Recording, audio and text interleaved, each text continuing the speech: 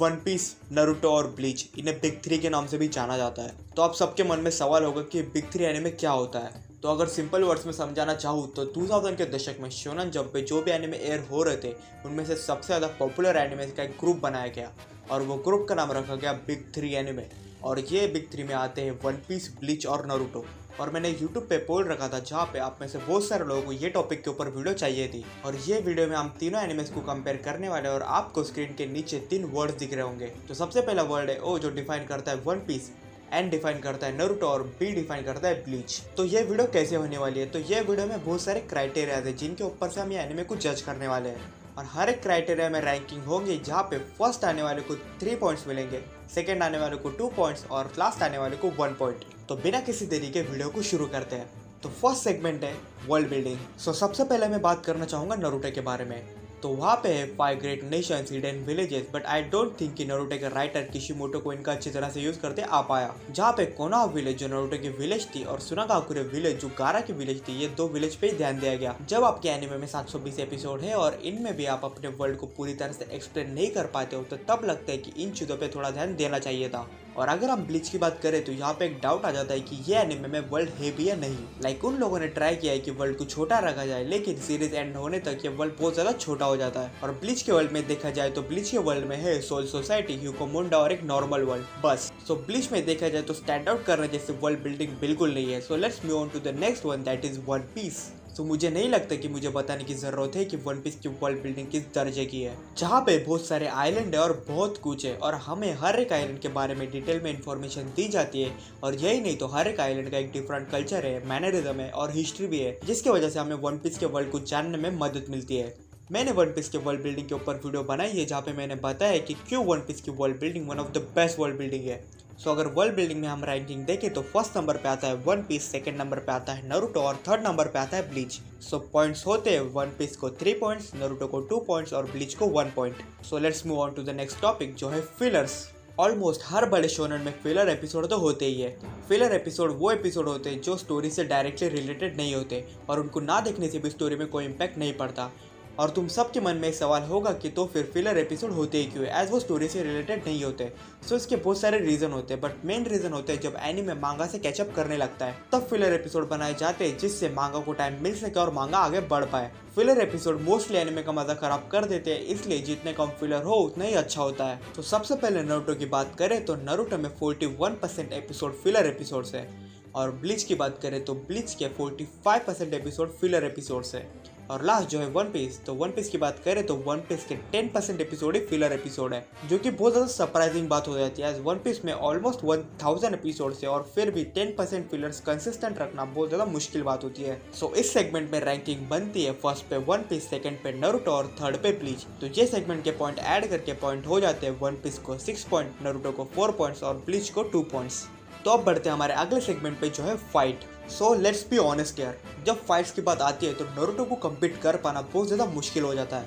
एक फाइट को इंटरेस्टिंग बनाती है उसकी डिटेलिंग और कोरियोग्राफी, और ये दोनों चीज़ों में नारुतो दिल जीत लेती है। हर एक फाइट देखते टाइम हम देख सकते हैं कि ये एक फाइट कोरियोग्राफ करने के लिए क्रिएटर्स ने कितनी ज़्यादा मेहनत की है। ये सिर्फ ऐसे फाइट्स नहीं है जहाँ पे सिर्फ क्लैश हो रहे हैं, जबकि बहुत ज़्यादा डिटेल और वेल प्लान फाइट होती है। और मेरे फेवरेट फाइट्स की बात करूँ तो बहुत सारे फाइट्स हैं, लेकिन Gaara versus Rock Lee, Madara versus Might Guy, Itachi versus Sasuke और कौन भूल सकता है काकाशी वर्सेस ओबिटो की फाइट। और भी बहुत सारे फाइट्स हैं जैसे नारुतो वर्सेस पेन और बहुत सारे, लेकिन मैं सबके नाम यहाँ पे नहीं ले सकता। ब्लीच की बात करें तो ब्लीच का भी one of the most stand out point है वो है फाइट्स। ब्लीच के फाइट देखने में बहुत ज्यादा मजा आता है और यही नहीं तो ये फाइट भी बहुत ज्यादा डिटेल देखने मिलते हैं। और मेरे फेवरेट फाइट्स की बात करूँ तो इचिगो की ऑलमोस्ट हर एक फाइट मेरी सबसे ज्यादा फेवरेट फाइट्स है इसमें। वन पीस की बात करूँ तो हम सबको पता ही है कि फाइट्स ओडा का कभी स्टैंड आउट पॉइंट रहा ही नहीं है और इसीलिए हमें वन पीस के फाइट्स में बहुत कम कोरियोग्राफी देखने मिलती है। वन पीस के फाइट स्टिल मूवमेंट्स के लिए बहुत ज़्यादा फेमस होते हैं और अगर मैं एक एग्जांपल दूं तो वो होगा लूफी और दो फ्लेमिंगो के फाइट का ये सीन। और ऐसे बहुत सारे सीन्स हैं जो देखने के वक्त आपको बहुत ज़्यादा मजा आता है। वन पीस में most of the time battle fights के ऊपर नहीं होती, तब क्यों एक साइकोलॉजिकल क्लैश होता है। तो इस सेगमेंट में रैंकिंग बनती है फर्स्ट पे नारुतो, सेकंड पे ब्लीच और थर्ड पे One Piece. So points add करने के बाद स्टैंडिंग होती है वन पीस के 7 पॉइंट्स, नारुतो के 7 पॉइंट्स और ब्लीच के 4 पॉइंट्स। तो अभी देखें तो कंपटीशन बहुत ज़्यादा बढ़ चुका है। तो अगले सेगमेंट के ऊपर बढ़ते हैं जो है एनिमेशन। तो नारुतो की एनिमेशन क्वालिटी बहुत ज़्यादा सुपीरियर है और जब आप नारुतो देखोगे तब आपको ये फील होगा कि ओजी नारुतो बहुत ज़्यादा अच्छे से एनिमेट किया गया है। और ब्लीच की बात करें तो यहाँ पे ये सीरीज लैग करती है, एनिमेशन में बहुत ज़्यादा इंप्रूवमेंट की ज़रूरत है। ब्लीच का यही नहीं तो ब्लीच के स्टार्टिंग के एपिसोड क्रिस्प भी नहीं लगते और बहुत ज़्यादा ब्लरी इफेक्ट आता है। और वन पीस के एनिमेशन की बात करें तो वन पीस का एनिमेशन अच्छा है और वो हर समय के साथ इम्प्रूव ही होते रहता है। सो ये सेगमेंट में रैंकिंग बनती है तो फर्स्ट पे होता है नारुतो, सेकंड पे होता है वन पीस और थर्ड पे होता है ब्लीच। सो पॉइंट्स ऐड करने के बाद होते हैं One Piece 9 points, Naruto 10 points और Bleach 5 points. So finally Naruto One Piece को 1 पॉइंट से सरपास कर चुका है, लेकिन अभी भी बहुत सारे सेगमेंट्स बाकी है। So let's wait and watch. अभी मजा आएगा ना भिड़ो। सो अगले सेगमेंट की बात करें तो 5th नंबर पे है साउंड ट्रैक्स एंड ओएसटी।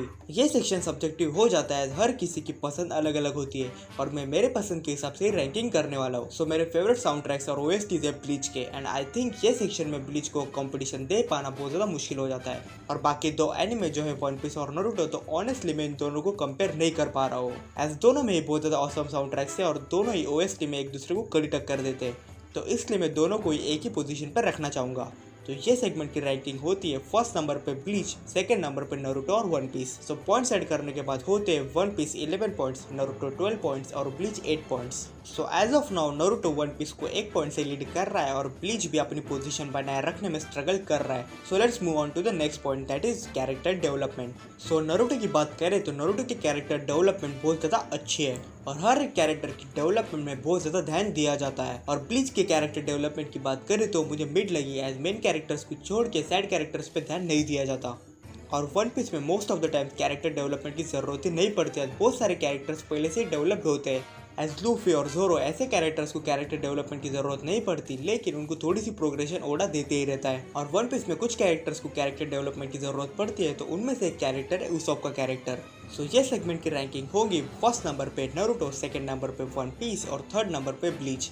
तो पॉइंट्स बनते हैं One Piece 13 points, Naruto 15 points और ब्लीच 9 पॉइंट्स। तो अगले सेगमेंट की बात करें तो वो है विलन्स का सेगमेंट, या फिर हम कहें अंटैगनिस्ट। सर नारुतो में देखा जाए तो विलन्स है ही नहीं। ये अब सुनने में बहुत ज़्यादा वियर्ड लगेगा, बट रियली ये शो में एक्चुअल विलन ढूंढ पाना बहुत ज़्यादा मुश्किल होता है। Most of the villains like Madara, Pain, Obito actual में विलन्स नहीं है, सिर्फ एक ब्रोकन हीरोज है। और ब्लीच की बात करें तो ब्लीच में एक एक्चुअल विलन है जो है आइजन का कैरेक्टर। ये मेरा one of the most favourite villain है और मेरे टॉप 10 विलन की लिस्ट में इसने अपनी जगह बनाई हुई है। और वन पीस की बात करें तो इस मामले में ओडा कोई कसर नहीं छोड़ता। यहाँ पे विलन्स हीरो नहीं होते और जो इविल है वो इविल ही होते हैं, या फिर उनके लिए जो सही है वो बाकियों के लिए गलत होता है। और वन पीस के विलन्स में एक परफेक्ट एग्जांपल है जो है डोफ्लेमिंगो का कैरेक्टर। सो इस सेगमेंट में रैंकिंग होती है फर्स्ट नंबर पे वन पीस, सेकंड नंबर पे ब्लीच और थर्ड नंबर पे Naruto. So points add up होने के बाद आते हैं One Piece 16 points, Naruto 16 points और ब्लीच 11 पॉइंट्स। सो अगले सेगमेंट की बात करते हो तो अगला सेगमेंट है प्रोटैगनिस्ट का। सो नारुतो की बात करें तो नारुतो का प्रोटैगनिस्ट है of course Naruto. Naruto Uzumaki का कैरेक्टर बहुत ज़्यादा अच्छा है, बट वो बहुत ज़्यादा आर्मर्ड कैरेक्टर है, जहाँ पे उसे गॉड लेवल तक लेके जाया जाता है और वो शो के मेन प्रीमाइस से बहुत ज़्यादा अलग हो जाता है। ब्लीच की बात करें तो ब्लीच का प्रोटैगनिस्ट है इचिगो कुरासाकी, और इचिगो का कैरेक्टर एक नॉर्मल शोरन प्रोटैगनिस्ट की तरह है और उसी स्टेट में वो पूरे शो में रहता है, जहाँ पे मैं खुद एक्सपेक्ट कर रहा था कि इचिगो का कैरेक्टर बहुत ज़्यादा इंटरेस्टिंग हो जाएगा, लेकिन एनीवेज। और अगर हम बात करें वन पीस की तो वन पीस का प्रोटैगनिस्ट है मंकी डी लूफी, और Luffy one of the best shonen protagonist है जिसके मोटिव स्टार्टिंग से कभी चेंज नहीं हुए। उसे कैरेक्टर डेवलपमेंट की भी मोस्ट ऑफ द टाइम जरूरत नहीं पड़ती, लेकिन ओडा फिर भी उसे कैरेक्टर प्रोग्रेशन देके थ्रू आउट द सीरीज उसे इंप्रूव करते रहता है। मैंने मेरे how Oda writes One Piece के वीडियो में लूफी की कैरेक्टर के बारे में बात की है, तो आप वो वीडियो एक बार जरूर चेकआउट कीजिएगा। सो यहाँ पे रैंकिंग होती है फर्स्ट नंबर पे वन पीस, सेकंड नंबर पे नारुतो और थर्ड नंबर पे Bleach. So points add up होने के बाद आते हैं One Piece 19 points, Naruto 18 points और ब्लीच 12 पॉइंट्स। सो अगले सेगमेंट की बात करते हैं जो है कैरेक्टर डिजाइन। ये एक और सब्जेक्टिव सेगमेंट है जहाँ पे आप सबके अपने अपने फेवरेट कैरेक्टर डिजाइन होंगे। तो नारुतो की बात करें तो नारुतो के कैरेक्टर डिजाइन बहुत ज़्यादा औसम है, और यही नहीं तो आजकल के न्यू जनरेशन के एनिमे भी नारुतो के कैरेक्टर डिजाइन से बहुत ज़्यादा इंस्पिरेशन लेते हैं। और ब्लीच की बात करें तो मेरे लिए बिग 3 में सबसे बेस्ट कैरेक्टर डिजाइन होंगे तो वो होंगे ब्लीच के। हर एक कैरेक्टर का डिजाइन आपको बहुत ज़्यादा पसंद आएगा और इसी वजह से ये शो का रिटेंशन रेट भी बहुत ज़्यादा बढ़ जाता है। और वन पीस की कहानी तो कुछ और ही है, एज ओडा ने सब शो से अलग बनने के लिए वन पीस को बहुत यूनिक तरह से ड्रॉ किया है, और इसी वजह से उसके कैरेक्टर डिजाइन बहुत ज़्यादा वियर्ड लगते हैं। और अगर आप वन पीस के बहुत सारे एपिसोड्स नहीं देखते तो इन कैरेक्टर डिजाइन से यूज्ड होने में भी आपको बहुत ज़्यादा मुश्किल होगी, लेकिन अगर आपको मेरी तरह ही वन पीस की आदत लग जाए तो आपको भी ये कैरेक्टर डिजाइन बहुत ज़्यादा अच्छे लगने लगेंगे। तो इस सेगमेंट में रैंकिंग होती है फर्स्ट नंबर पे ब्लीच, सेकंड नंबर पे नारुतो और थर्ड नंबर पे One Piece. So points add up होने के बाद आते हैं One Piece 20 points, Naruto 20 points और ब्लीच भी 15 पॉइंट्स। तो अगले सेगमेंट की बात करते हैं तो वो है पावर सिस्टम। तो नारुतो की बात करें तो नारुतो के पावर सिस्टम में बहुत ज्यादा वेरिएशंस है, जैसे जित्सु लाइक गेंजित्सु, ताइजित्सु एक्सेट्रा, चक्रा सिस्टम, शारिंगन, रिनेगन और बहुत कुछ। तो देखा जाए तो नारुतो का पावर सिस्टम बहुत ज्यादा ऑसम है। और ब्लीच देखा जाए तो ब्लीच बहुत ज्यादा कंजर्व्ड है, लेकिन फिर भी उनका पावर सिस्टम बहुत ज्यादा ऑसम है। यहाँ पे बहुत सारे फॉर्म्स है, जैसे शिकाई, बानकाई, शिनिगामी के बहुत सारे पावर्स है, क्वींजीज के बहुत सारे पावर्स है और बहुत कुछ अच्छी तरह से हैंडल किया गया है। तो वन पीस की बात करें तो वन पीस का पावर सिस्टम इतना स्ट्रॉन्ग नहीं है। वन पीस में सिर्फ दो ही तरह के पावर सिस्टम है, जो है डेविल फ्रूट और हाकी, और इसी के ऊपर पूरा शो चलाया जा रहा है। और मुझे पर्सनली लगता है कि ओडा को इन सब में डाइवर्सिटी लानी चाहिए, और मुझे पर्सनली लगता है कि ओडा को पावर सिस्टम पे बहुत ज्यादा ध्यान देना चाहिए। तो ये सेगमेंट की रैंकिंग होगी फर्स्ट नंबर पे ब्लीच, सेकंड नंबर पे नारुतो और थर्ड नंबर पे One Piece. So points add up होने के बाद आते हैं One Piece 21 points, Naruto 22 points और ब्लीच 18 पॉइंट्स। सो अगले सेगमेंट के ऊपर पढ़ते हैं जो है कंसिस्टेंसी या फिर आपका पेसिंग। सो नारुतो की बात करें तो नारुतो की पेसिंग बहुत ज्यादा अच्छी है, और देखा जाए तो बहुत सोच समझ के ये शो को सेट किया गया है। और ओजी नारुतो और नारुतो शिपुडेन दोनों में इंसिडेंट बहुत ज्यादा परफेक्टली टाइम्ड आउट होते हैं, और इसीलिए नारुतो ऑलमोस्ट सभी लोगों ने देखा है उसका सबसे बड़ा रीजन होगा ये शो की pacing. Bleach on the other hand fillers की वजह से बहुत ज्यादा खराब हो जाता है, और अगर हम फिलर्स को निकाल दें तो ब्लीच की पेसिंग भी बहुत ज्यादा अच्छी है, और देखा जाए तो बहुत अच्छी तरह से इस शो को फॉलो करता है। और वन पीस की बात करें तो वन पीस की पेसिंग बहुत ज्यादा खराब है।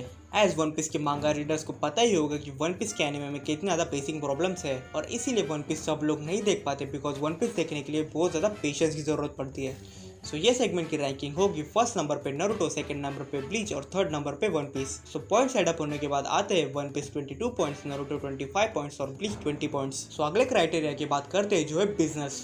और बिग थ्री एनिमेस की बात करते हुए उनके बिजनेस एस्पेक्ट के बारे में बात करना बहुत ज्यादा इंपॉर्टेंट हो जाता है। पैसा ही पैसा होगा। सो नारुतो की बात करें तो नारुतो की सीरीज ने अभी तक 10 बिलियन से भी ज्यादा कमाई की है। सो ब्लीच की बात करें तो ब्लीच ने भी 7 बिलियन के आसपास कमाई की है, और आपको स्क्रीन पे स्टैट्स दिख रहे होंगे जहाँ पे आपको पता चल गया होगा कि मांगा, एनिमे और मर्चेंडाइज और बाकी सब चीजों में कितने कमाई करती है। और वन पीस की बात करें तो उसकी एस्टिमेटेड अर्निंग है 20 बिलियन के आसपास, और यही नहीं तो वन पीस पूरे दुनिया में मोस्ट सेल्ड मांगा है and second most sailed comic है पूरे वर्ल्ड में, और सुपरमैन कॉमिक्स ही है जो वन पीस के आगे है, और बहुत जल्दी वन पीस उसको भी पीछे कर देगा। तो यहाँ पे स्टैंडिंग होती है फर्स्ट नंबर पे वन पीस, सेकंड नंबर पे नारुतो और थर्ड नंबर पे Bleach. So points add up होने के बाद आते हैं One Piece 25 points, Naruto 27 points और ब्लीच 21 पॉइंट्स। और अगले और लास्ट एस्पेक्ट की बात करें तो वो है स्टोरी। सो नारुतो की बात करें तो ओजी नारुतो की स्टोरी बहुत ज्यादा अच्छी है, बट शिपुडेन में मुझे लगा कि किशिमोटो को पता ही नहीं है कि स्टोरी कहाँ जा रही है, जहाँ पे पूरा शिपुडेन एक ग्रुप पे लगा दिया जो है अकात्सुकी। सो कुल मिला के 500 एपिसोड सिर्फ एक ग्रुप पे फोकस किया गया, बट ये बात हमें समझने में टाइम लग जाता है। किशिमोटो यहाँ पे एक स्मार्ट मूव यूज करता है, वो हमें बहुत सारे रिवील्स देता है, जैसे कैरेक्टर्स की बैक स्टोरी, डजन भर के कैरेक्टर्स की डेथ, और ये सब को कवर अप करते टाइम हम बहुत ज्यादा हाइप्ड हो जाते हैं, बट ये सब चीजों की वजह से हमारा स्टोरी से ध्यान उड़ जाता है। जो बात आप इस बात से समझ सकते हैं कि निंजा वर्ल्ड में बेस्ड कहानी का विलन एक एलियन था, लाइक एक निंजा से एलियन तक का सफर सिर्फ किशिमोटो ही तय कर सकता है। और ब्लीच की कहानी देखी जाए तो ब्लीच की कहानी बहुत ज्यादा इंटरेस्टिंग है, और आइजन के डिफीट के पार्ट तक की स्टोरी मुझे पर्सनली बहुत ज्यादा पसंद है। उसके बाद स्टोरी थोड़ी डगमगाने लग जाती है, और मुझे नहीं लगता कि मुझे वन पीस की स्टोरी के बारे में बात करने की जरूरत भी है, एज हम सबको पता ही है कि वन पीस की story one of the greatest story है। सो यहाँ पे रैंकिंग होती है फर्स्ट नंबर पे वन पीस, सेकंड नंबर पे ब्लीच और थर्ड नंबर पे Naruto. So points add up होने के बाद आते हैं One Piece 28 points, Naruto 28 points और ब्लीच 23 पॉइंट्स। एज मैंने एक्सपेक्ट नहीं किया था कि नारुतो वन पीस को टक्कर दे पाएगा, लेकिन ये वीडियो में हमने बहुत सारे एक्सपेक्ट की बात की है, तो इसी वजह से कंपटीशन बहुत ज्यादा बढ़ जाता है। और पर्सनली मुझे बहुत ज्यादा अच्छा लग रहा है कि वन पीस और नारुतो जो मेरे one of the most favourite series है वो एक ही जगह पे बैठे हुए हैं, और अनफॉर्चुनेटली ब्लीच उनकी बराबरी नहीं कर पाया, लेकिन ब्लीच बहुत ज्यादा अच्छा एनिमे और मैं उसको बहुत ज्यादा प्रेज करता हूँ। और अगर आप चैनल नए हो तो चैनल को सब्सक्राइब करना मत भूलना, और वो बेल आइकॉन भी दबा देना, जिससे मैं जब भी नई वीडियो डालूं सबसे पहले आपको पता चले। तो मेरा नाम है सर्वेश, मिलता हूँ आपको अगले वीडियो में।